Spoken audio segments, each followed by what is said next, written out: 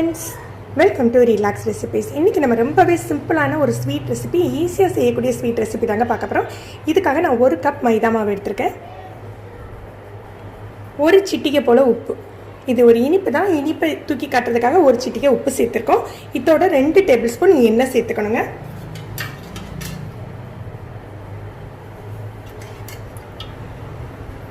இது சேர்த்து நல்லா கலந்து விட்டுறலாம். எண்ணெய் சேர்த்து கலந்துட்டு அப்புறம் தண்ணி சேர்த்து நம்ம பூரி மாவு பதத்தில் நம்ம இதை பிசைஞ்சு எடுத்துக்கணுங்க.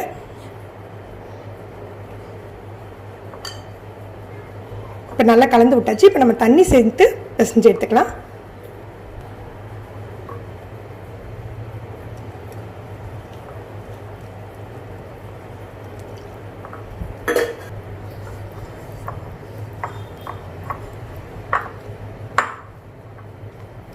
நல்ல சாஃப்டான மாவாக தயாராகிடுச்சு. இதை நல்லா பிசைஞ்சு ஒரு 15 நிமிஷம் அப்படியே மூடி வச்சிடலாங்க. அப்படியே இருக்கட்டும், அதுக்கப்புறம் தான் நம்ம பொரிக்கணும். மாவு நல்லா ஊறிட்டு எந்த அளவுக்கு சாஃப்ட் ஆகிட்டு பாருங்கள். இப்போ நீங்கள் இதை வந்து ஒரு சப்பாத்தி பலகையில் வச்சு தேய்ச்சி பீஸ் பண்ணி எடுத்துக்கிட்டாலும் சரி, இல்லது இந்த மாதிரி சின்ன சின்னதாக கையில் சேவ் பண்ணி எடுத்துக்கிட்டாலும் சரிங்க. உங்களுக்கு எந்த சைஸில் விருப்பமோ அந்த மாதிரி பண்ணிக்கலாம். இல்லை நீங்கள் சப்பாத்தி பலகையில் ரொட்டி மாதிரி பண்ணி இப்படி பீஸ் பீஸாக கட் பண்ணி எடுத்துக்கோங்க. இன்றைக்கி நான் இப்படியே தான் பண்ணிக்க போகிறேங்க. இப்படி பண்ணி எல்லாத்தையும் எடுத்து வச்சிடலாம்.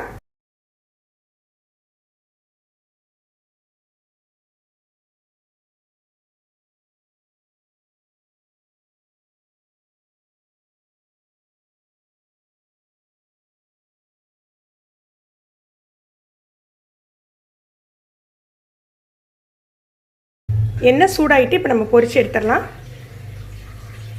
லோ ஃப்ளேமில் வச்சு பொரிங்க, ஏன்னா உள்ளேயும் நல்ல ஃப்ரை ஆகணும்.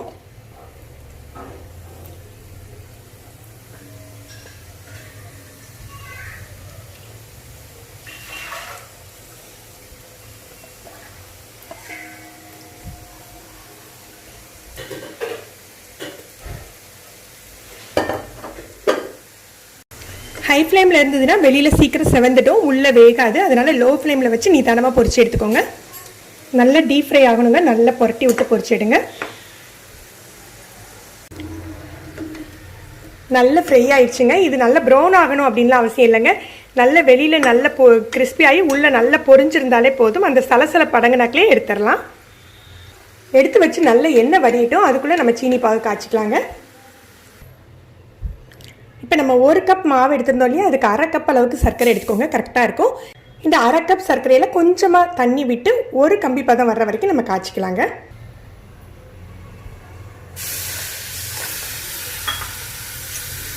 நீங்கள் நிறைய தண்ணி விட்டீங்க அப்படின்னா கம்பி பதம் ஃபார்ம் ஆகிறதுக்கு ரொம்ப டைம் எடுத்துக்கோங்க. கொஞ்சமாக ஒரு 2 டேபிள் ஸ்பூன் அளவுக்கு தண்ணி விட்டு கரைச்சிக்கிட்டீங்க அப்படின்னா சீக்கிரமே கம்பி பதம் ஃபார்ம் ஆகிடும்.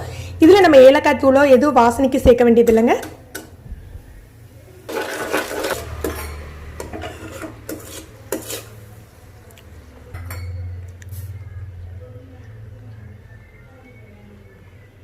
பாருங்கள், இந்த மாதிரி கம்பி பதம் ஃபார்ம் ஆனால் போதும்.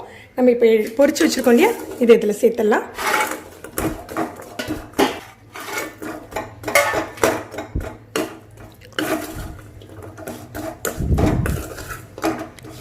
இதை நல்லா புரட்டிட்டு எடுத்துக்கலாம். இது நல்லா ஹை ஃப்ளேமில் வச்சு சூடு பண்ணிங்கன்னா ஒன்றோட ஒன்று ஒட்டாமல் தனித்தனியாக பிரிஞ்சிருங்க. அதுக்கப்புறம் நம்ம எடுத்து வச்சுக்கலாம். ஹை ஃப்ளேமில் அப்படியே விட்டுறாதீங்க. பொரட்டி பொரட்டி விடுங்க, இல்லை அடியில் உள்ளது ரொம்ப கலர் சேஞ்ச் ஆகிடும். இந்த மாதிரி பொரட்டி பொரட்டி விட்டால் ஒன்றோட ஒன்று ஒட்டாமல் அழகாக சீனி பாகு படிஞ்சு உங்களுக்கு சூப்பராக இருக்குங்க பார்க்குறதுக்கு.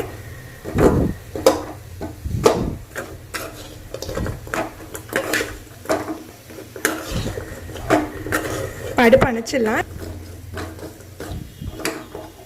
ஹை ஃப்ளேமில் வச்சு அந்த சீனி பாகில் புரட்டினதுனால தான் இந்த மாதிரி கேரமலைஸ் ஆன மாதிரி கிடச்சிருக்குங்க.